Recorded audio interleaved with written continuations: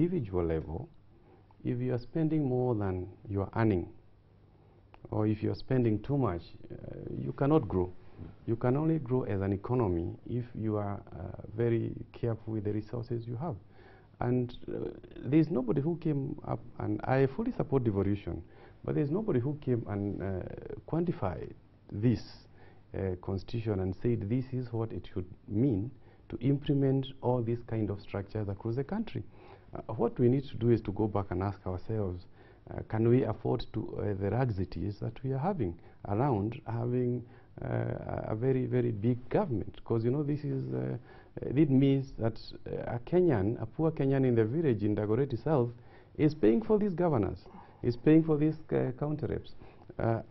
I think what we need to do is to come up as a country, not to politicize this thing, and decide, are we going to afford to have 47 county governments? Can we afford to have over 500 members of parliament? And by that, we'll be able now to go back to our levels of maybe 70-30 at the national level. We spend at least 70% of our revenues in development so that we can invest for future, for Vision 2030. And maybe what I want to comment on is that is, I totally disagree with my colleague here, my brother. What we need to do is to decide as a country, if some of these counties you can't even know where the boundaries are. For example, having a government in Muranga, and having a government in Nyeri, and having a government in Kirinyaga, honestly, even the distance between the three governments is less than, is a maximum of 30 minutes drive. So these are the engagement I think we need to have in the coming year, so that we can be able to make very, what very you are good suggesting decisions. is very radical, and probably may not go well with the people. Yeah. Say, for instance, when they were creating counties, yeah, some communities like Kuri, for instance, I give an example, yeah, Mashauke, how bitter he was. Most of those fellows were opposing the constitution because their tribe was not given a county. Now, for you to say that you merge them, who will bail the cat? Oh, for example, there are some counties that have less population than Dagoretti South. But they're obviously they're expansive. They're obvious in terms of geography. They're very big. I'm giving an example. Mr. Mutegi, I think my brother is coming from a totally different setup that maybe not be favored so much by the devolution, because Dagoretti South is pro-urban, and therefore the resources from the national government in capital cities still gets to you and these people. But if you look at the village level, where for a long, long time you could only wait for political alignment for you to be able to get resources, and now you're being given as a county 30% that is yours for you to be able to implement your projects. We cannot think of going back to the level whereby everything is controlled for the national level, and if your constituency is not aligned with the government, then you can forget development for 5 years. We can not go back to that. And that is why it is so important to think, where exactly are we losing these resources?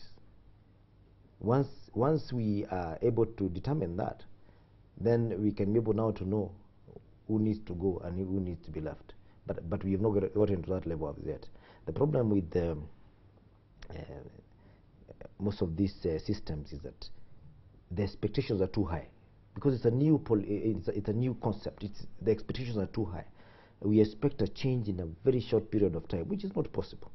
We need to give it time, but we can't give it time when we're just sitting back and let it roll like it's in a roller coaster. We need to actually be involved in making sure that we take back what is coming out, or rather to be able to shape up and close the gaps that bring in the leakages. But we can't, at this early stage, 8 years, I mean not 8 years, but 8 months, start condemning devolution.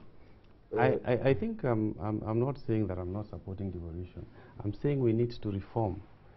We also need to protect devolution from all threats, including governors, because they can also be threats to devolution. That's correct. Yeah, and politicians. because we need to be able to achieve Article 174C to be able to involve the common mwananchi in decision making, and that was the idea behind devolution. And I think in matters of devolution, I'm not saying we should not have devolution, but I'm saying we have units that we can be able to support, or we restructure them to be very cost effective.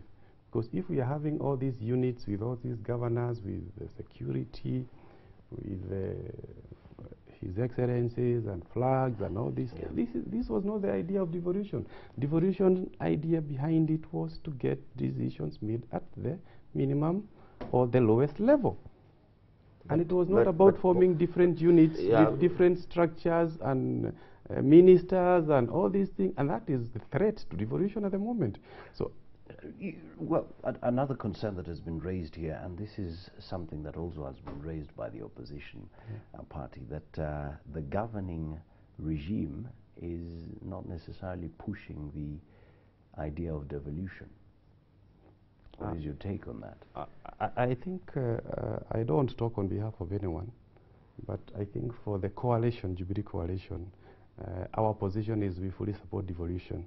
But what we are saying is, or my opinion is, we should be having, we need to relook at this issue. Either we go back and restructure the way it's being implemented, or we lean on some of this excessive spending, but which is, I think, it's a major threat to devolution. For example, we have been having a system for the last 8 months. We haven't had, or we haven't seen much spent on development. That on its own is a threat to devolution. The reason being, these guys are busy left, right, and center buying Pajeros, buying homes, buying what, and that in itself, it's something that we need to protect devolution for, because that was not the original intention of devolution. Let me ask you this, both of you, whoever want to answer. Do the county assemblies work? Because what works now? We have not. You remember there was this toll because of the allowances and salaries. But are the county assemblies working? They are supposed to check the governor. But the governor is almighty. I think allow me to say. Are the county assemblies working? Allow me to say this. I want to support his idea, no matter what you're saying, that devolution is under threat, but it is from within and without. Because we do have threats on the people who are inside the government, the governors, who have not been able to get involved in devolution at the county level, in that the county assembly that is supposed to oversight them in most of those counties have been compromised. Compromised in the fact that they have mistaken the governor to actually be the president of the county, and he's unquestionable. And that when he wants to pass anything, all he needs to do is just make sure he's in good books with the county reps and their game. And they have used a strategy whereby they have drawn a line where they look like they're competing with the national government. And the understanding of the national government is that the member of parliament and the senator are national. And these are threats to you. You are the county rep. You are local. You belong to the county. And therefore, you need to make sure that you support me as a governor so that we can be able to achieve maximum for ourselves. Because these people are threatening. And that is where the problem is. So that anything that comes to the county assembly and the governor is pro-governor, it is passed. And actually, that's the biggest problem. So how do you oversight an institution which you actually compromise in all ways? And that has been the problem. I think going forward, we also need to be able to build capacity, oversight capacity on the county reps, because you cannot be able to oversee some of these things unless you have capacity to have the checks and balances that are required at the county assemblies. So, you know, these governors nowadays, they are behaving like they return favors to these county reps. And so when something comes to the assembly, it's just passed. So we also need to, at the party level, for example, if we come to Nairobi, we need to be able to take the county reps for retreat and have their roles clearly defined, and they can be, so that they can be able to have those checks and balances. But isn't there a big difference also? between county assembly representatives and the governor. The governors, they are normally very sophisticated people. Many of them ministers, former PSs, former whatever, former DCs. When the county assembly person is somebody who did not even go past Form 4. Precisely. So when you look at them, they are just minions as compared to the governor. So the governor is a god to the country. Exactly. Yeah, that so is how do you then accept them? That's why I'm suggesting we urgently need to have a capacity building on these county MCAs. Yeah. There's something that you mentioned, perhaps as we come to the close of the interview. There's something that you mentioned. We have units that we cannot fund. We need to restructure them. We have Ngeno here from Nairobi says, why are MPs complaining and yet they are the ones who raise their salaries?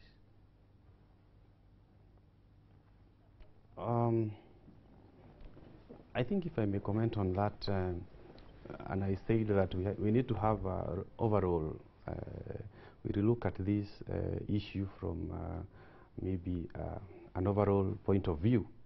We cap this and say this is what we can afford. This is what we can afford to have as a recurrent expenditure. And from there, we can be able now to go down and say this is what we can pay Dennis as a member of parliament for Dagoretti South. And that's precisely what I'm saying. We need to cap and say this is what we are going to have to spend in the next 5 years as a percentage of our revenue collection per annum. Because that's what we can afford. And we cannot afford to compromise on development. So how do you, county assemblies have been making noise. Yeah. If you compare their salary or their allowances to governors or to members of parliament, it's peanuts.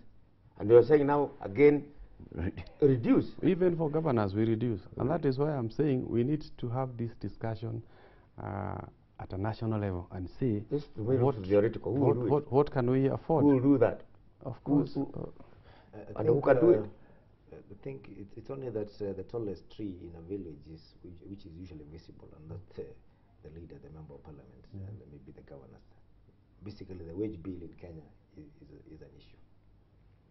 It's only that we focus so much on what we think the members of parliament earn that we forget the small nitty-gritties that would really make the difference, because the members of parliament are only 390, and then we have the senator. However, I do not want to keep on going back to that issue of the salaries, because in the first place, it should be made very clear, and I've always stood by this because I was in it. The salaries of members of parliament were not